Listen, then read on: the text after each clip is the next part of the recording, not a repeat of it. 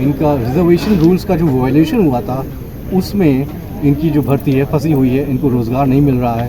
कि किस लिए आए हैं यहाँ पे, जो है रात को किस लिए रुके हुए हैं?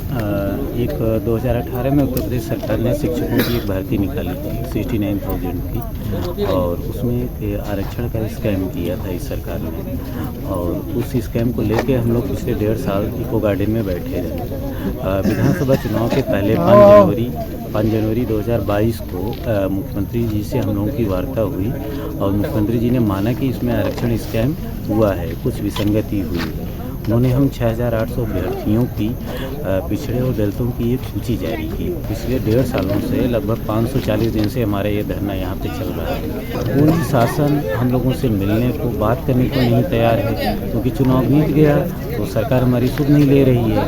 और सबसे बड़ा दर्द हम लोगों का ये है कि हम पिछड़े और दलित अभ्यर्थी हैं, और आज इस सरकार में पिछड़े और दलितों की जो हालत है आप देख रहे हैं। सरकार की तरफ के कोई भी जिम्मेदार अधिकारी या कोई भी मंत्री ना हम लोगों से मिलने आया, ना हम लोगों की बात उठा रहा है, ना हमारे मुद्दे को रख रहा है। और पीड़ा हमारी यही कि सरकार आज 540 दिन हो गए हमारे घटने के, कब सरकार सुध लेती है, हमारे लोगों को कब न्याय मिलेगा। इस न्याय की उम्मीद से हम लोग यहाँ पे बैठे हुए हैं, और माननीय मुख्यमंत्री जी से अब भी हमको उम्मीद है कि हमारे को न्याय देंगे।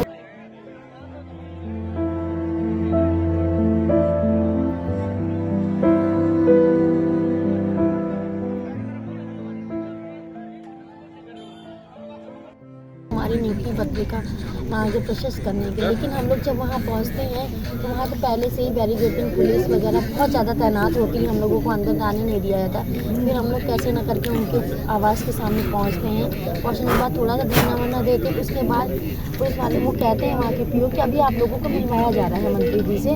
फिर हम लोग बैठे, फिर हम लोगों को अंदर भेजा जा रहा है। उसके बाद कह रहे हैं कि आप लोगों को गाड़ी में भर के भेज रहे हैं। फिर थोड़ी ही देर बाद हम लोगों को वहाँ से अंदर से बाहर कर दिए जाते हैं, और हमारे साथ से कर्मचारियों को अभद्रता पूरे ढूंढने लगते हैं। तो जो महिला पुलिस कर्मचारियाँ थी, उन्होंने हमारी जो महिला अभ्यर्थी थी हमें भी बहुत बेरहमी से पीटा, और उन्होंने घसीटते हुए 500 मीटर की रेंज में उन्होंने घसीटते हुए पूरे पीठ में स्वेलिंग आ गई है, तो हम लोग को घसीटते हुए बंद गाड़ी में भर दिया और आगे इको गार्डन चल गए। हम ये सरकार से यही मांग करते हैं कि हम लोग अपना हक ही तो मांगने गए थे, और किसी चीज़ की तो मांग नहीं कर रहे हैं। बस अपनी नियुक्ति पता हमारा हक है ना।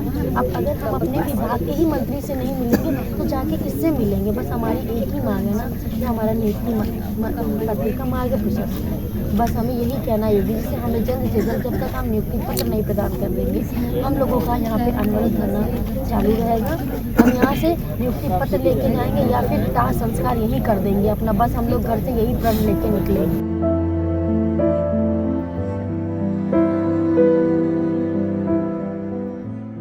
उत्तर प्रदेश के माननीय मुख्यमंत्री इस चीज़ को भलीभांति जानते हैं, खुद उत्तर प्रदेश की योगी सरकार जानती है कि ओबीसी समाज के हजारों बच्चों को षड्यंत्र करके नौकरी से वंचित किया गया। इसके प्रमाण के लिए 29 अप्रैल 2021 को माननीय NCBC यानी राष्ट्रीय पिछड़ा वर्ग आयोग की रिपोर्ट भी आई थी। उसके बाद माननीय मुख्यमंत्री जी ने अपने स्तर से इसकी जांच कराने के लिए एक जांच कमेटी गठित की थी, उसने भी अपनी रिपोर्ट दी थी। उसके बाद 13 मार्च 2023 को माननीय हाई कोर्ट इलाहाबाद की खंडपीठ लखनऊ का भी ऑर्डर आया था।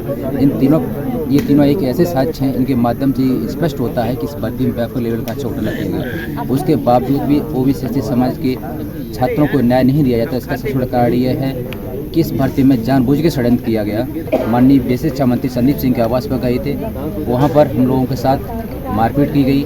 जहाँ तक आज पिछले 3 साल के रिकॉर्ड तोड़ हम लोगों के साथ जो अवज्ञा की गई, महिलाओं के साथ उनके कपड़े फाड़े गए। एक हमारा भाई था कृष्णा, उसकी कमर में चोट आई है। रीता शेखर, उनके भी फ्रैक्चर है। सरका सिंह, उनके भी फ्रैक्चर है। और 2-3 बहनें और हैं, इनके शरीर में चोटें आई हैं।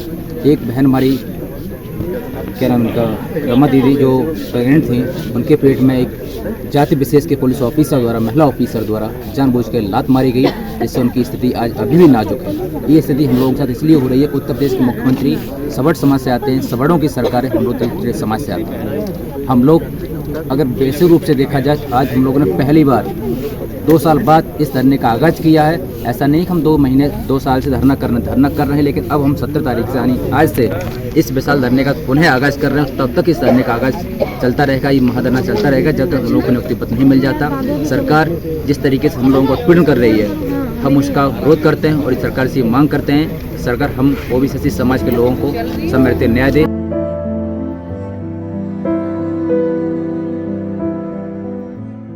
यहाँ तक कि देश के माननीय प्रधानमंत्री जी जिस पिछड़ा वर्ग के लिए अपनी वाहवाही लूटने के लिए पीठ थपथपाते हैं कि हमने पिछड़ा वर्ग आयोग को संवैधानिक अधिकार दिया, वो संवैधानिक अधिकार प्राप्त पिछड़ा वर्ग आयोग की स्पष्ट रिपोर्ट के बावजूद भी कि बड़े पैमाने पर नियुक्ति में अनियमितता हुई है, 6800 शिक्षकों की भर्ती में घोटाला हुआ है, इस बात को उत्तर प्रदेश सरकार ने भी स्वीकारा है।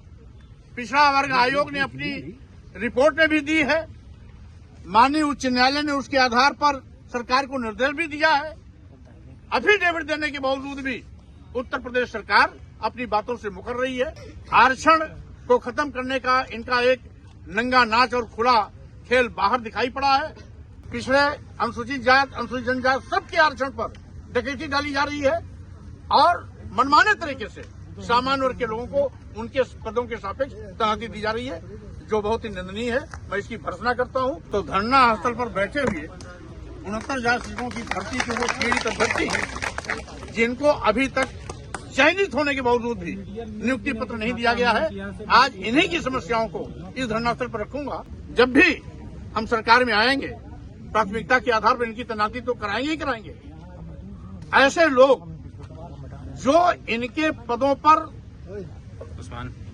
ऐसे लोगों को चयन कर दिया गया है जिनको चयन नहीं होना चाहिए था, उसको भी चिन्हित कराएंगे। उन अधिकारियों को भी देखेंगे कि किन की गलतियों से नियुक्ति दी गई है, उनके खिलाफ भी कार्रवाई होगी। और साथ ही साथ जो चयनित कराने में जितने भी अधिकारी दोषी पाए जाएंगे, उनके खिलाफ भी कड़ी कार्रवाई होगी। और साथ ही साथ इन सभी पीड़ित अभ्यर्थियों के साथ न्याय भी होगा।